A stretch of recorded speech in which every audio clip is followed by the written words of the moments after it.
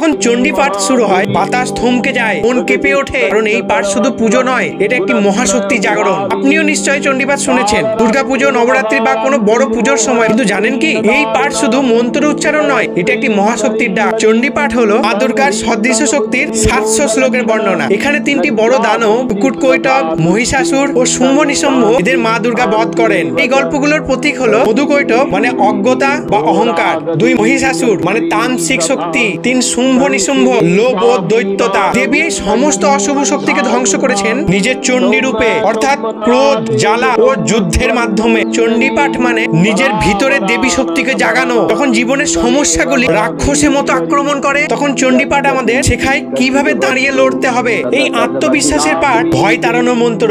এই মন্ত্রের ধ্বনি শরীরের মধ্যে কম্পন তৈরি করে, যা আমাদের মানসিক শক্তি বাড়িয়ে তোলে। মনোবিজ্ঞান বলছে নিয়মিত চণ্ডী পাঠ করলে ব্রেনের বেটা ওয়েভ বেড়ে যায়, যা মানুষকে সতর্ক, দৃঢ়, ফোকাস করে তোলে। চণ্ডী পাঠের রিদম মানসিক স্থিতি ও সাহসের শক্তি যোগায়। এটা ঠিক নিজের ভিতরের ভয়কে গলা চেপে বলার মতো, আমি দেবী, আমি শক্তি। চণ্ডী পাঠ আমাদের শেখায় ভক্তি মানে দুর্বলতা নয়, ভক্তি মানে শক্তির উন্মোচন। দেবী যেমন ভয় না পেয়ে লড়েছেন, তেমনি আমরাও প্রতিদিনের জীবনে সাহসের সঙ্গে সমস্ত সমস্যার মুখোমুখি হতে পারবো। আমরা নিজের ভিতরে চণ্ডী শক্তিকে জাগাতে পারি। আপনি কি কোনোদিন চণ্ডী পাঠ শুনেছেন? তাহলে কমেন্টে লিখে জানান।